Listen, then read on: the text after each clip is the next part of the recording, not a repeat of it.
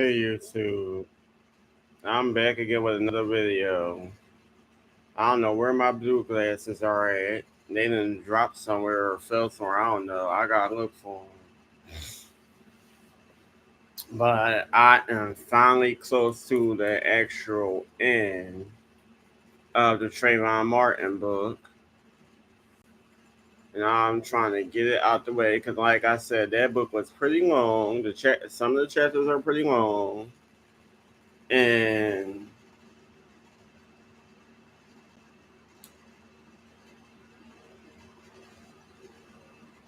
there's just a lot of stuff that I was reading that kind of made me upset, made me mad. My feelings is all over the place reading this book. So I'm gonna try my best to get it done with only how many pages left? Well, no, America's almost done.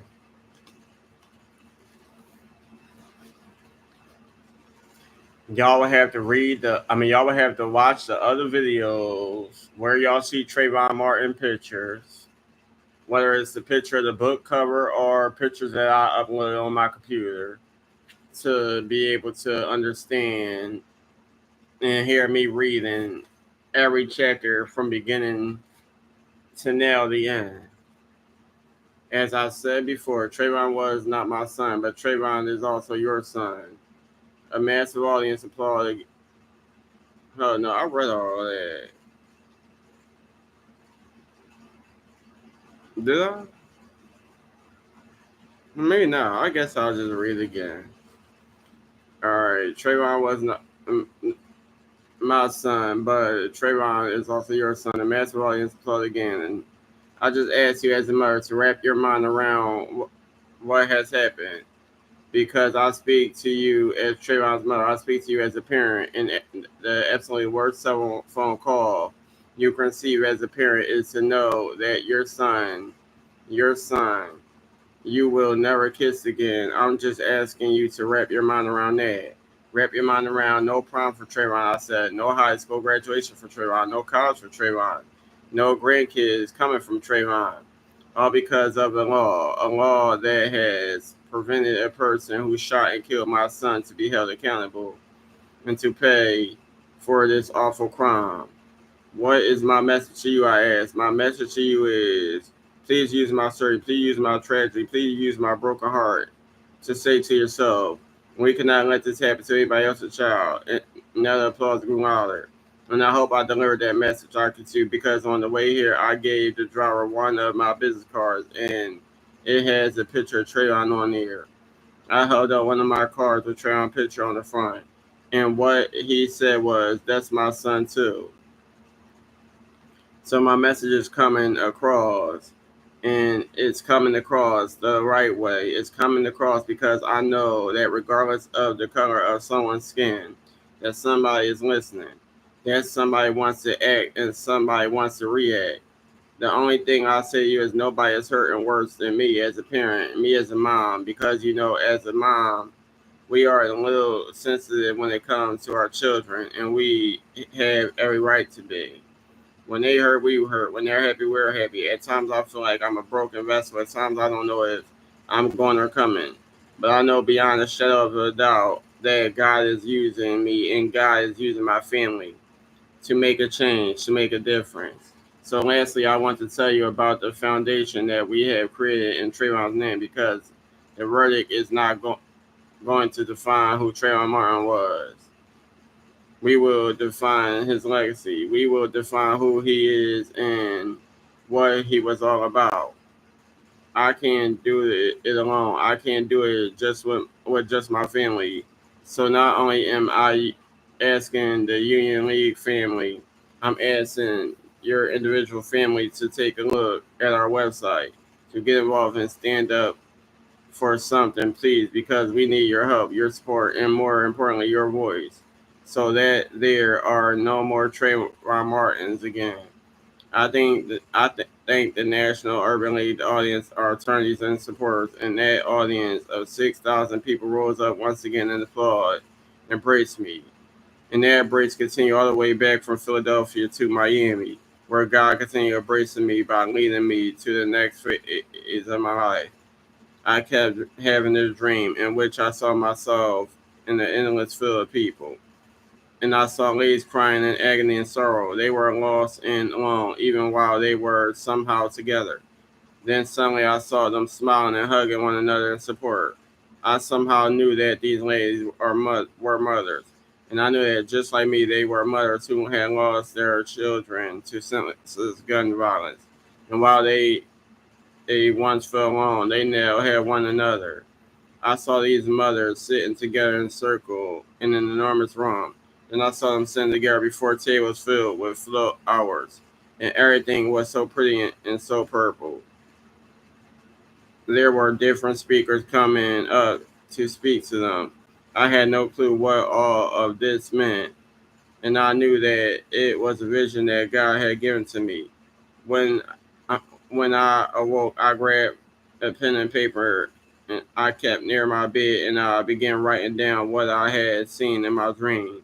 And when I was done writing about the purple dream in my purple bedroom, I had pages and pages of notes all about that dream about mothers who found healing in one another.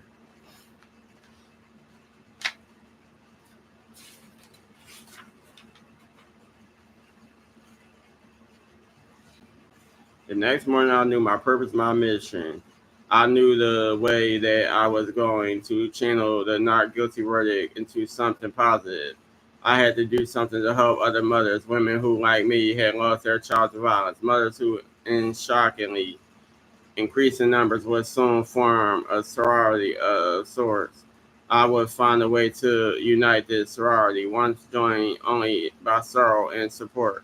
I would find a way to help the mothers work toward a common goal to show that our grief doesn't define us. It propels us to do something to bring change. So that one day, what happened to Trayvon and has happened to other sons and daughters across America and the world might someday soon never happen to another mother's child. We would come together as a circle because the circle is a symbol of unity and struggle. The circle never ends. I know that the key to my healing was to help other mothers. The event we launched would be called the Circle of Mothers. The participants were 50 mothers whose names you would never have known except for the children they lost. 50 mothers whose children had been cut down. 50 mothers now on a mission in the hope of ensuring that the violence doesn't match their mothers, other fathers, and other families. I said their mothers. I meant other mothers, other fathers, other families. The day after my dream, I met with the Trayvon Foundation team, and we began calling the mothers.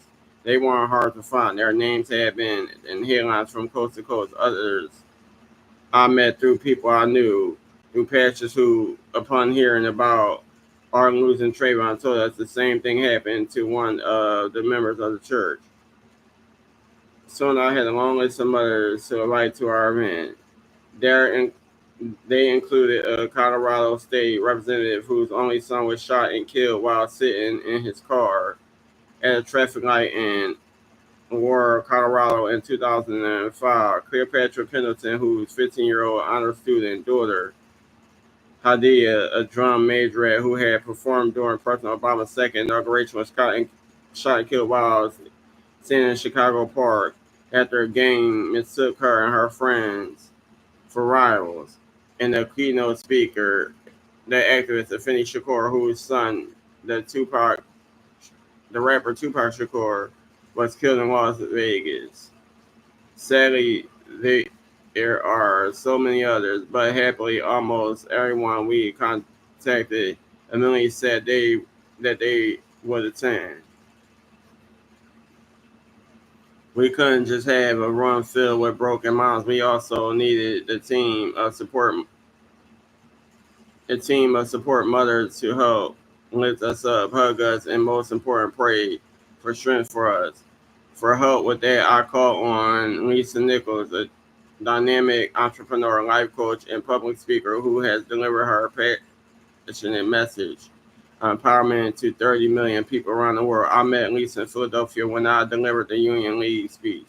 After I spoke that day, Lisa came on stage with me, holding my hand and telling the audience to give the world notice.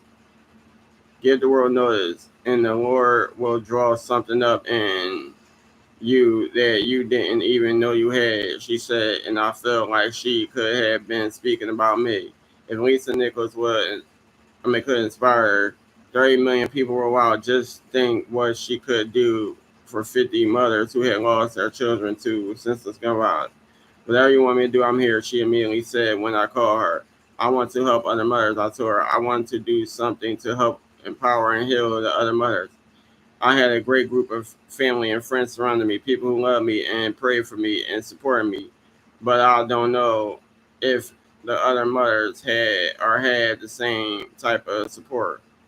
And Lisa Nichols arrived in Miami the next May 2014 when those 50 mothers gathered for the first of what would become an annual Circle of Mothers weekend. Although I prayed that not one more mother is added to our group. The weekends have been the most inspiring events of my life. We share stories in our group. We cry, we remember, and we support one another. We honor our children's lives by not just dwelling on their deaths. At that first one, we were inspired by the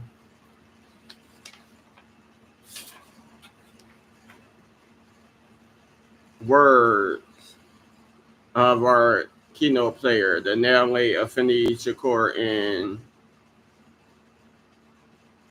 were led by Lisa Nichols, who would later say that she guided the healing by celebrating the mother's lives versus only focusing on their loss. After that was over, we bonded as both mothers and sisters, emerging closer and stronger and determined to bring about change. Soon after that, Tracy led a similar event for fathers called the Circle of Fathers. Say the Trayvon Foundation lives on in my son's name, though various scholarship programs and mentoring initiatives ranging from teaching kids Trayvon's age what to do and how to act if confronted by police or other figures of authority, to holding our annual Circle of Mothers and Circle of Fathers weekends, which we have held now for 3 years strong. And from these beginnings, radiated a change, for real change. Tracy and I, along with our attorneys, began fighting stand your ground laws throughout our nation, addressing Congress on the issues of stand your ground and racial profiling in our judicial system, and testifying before the United Nations about racial discrimination when the UN reviewed the killing of our son and the not guilty verdict. President Obama would invite Tracy and me to the White House just before he announced his My Brother's Keeper initiative, a membership program for blacks and brown boys, and we could feel the power of that historic house and the winds of change building around us. Celebrities and athletes use their power and influence to continue advocating for our son even after the not guilty verdict. Ebony magazine dedicated its September 2013 issue to Trayvon with 4 different covers, 3 featuring the famous personality with their sons, the director Spike Lee, the basketball star Dwayne Wade, and the actor Boris Kojo, and the 4th cover was Tracy Gerards and me. And each cover had a headline, "We are Trayvon, join the movement to change America." Oscar-winning actor Jamie Foxx hosted a fundraiser at his house for the Trayvon Martin Foundation, and he continued supporting us in our case, calling upon his influencer friends to join him in deploying their power to create positive change in our nation and greater equality for our children. We have a long way to go, but it's a start.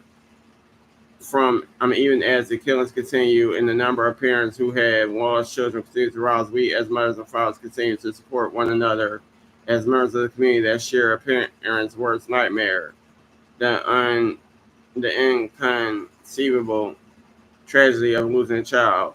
All I wanted was to be a mother, to work at my job and raise my kids and have a normal life.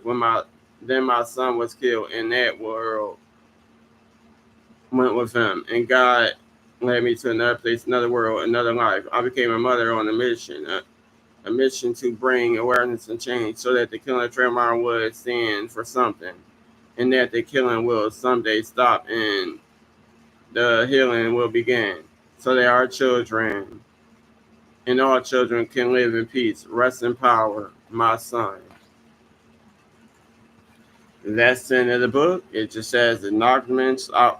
We would like to thank all of those who have been so supportive for our fight for justice over the past years, and those who continue to stand with us in our quest for change.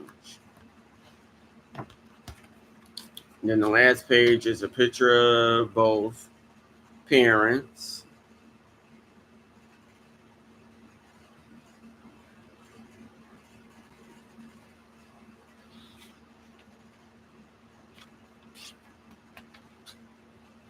And that's the end of the book.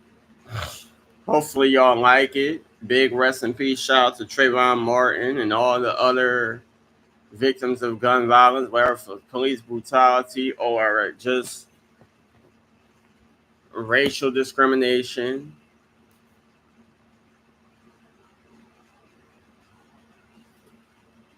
Please like, comment, subscribe, hit that bell, be notified. Share this video with friends and family, and stay tuned. I have plenty more books to read. Try to get through them one by one.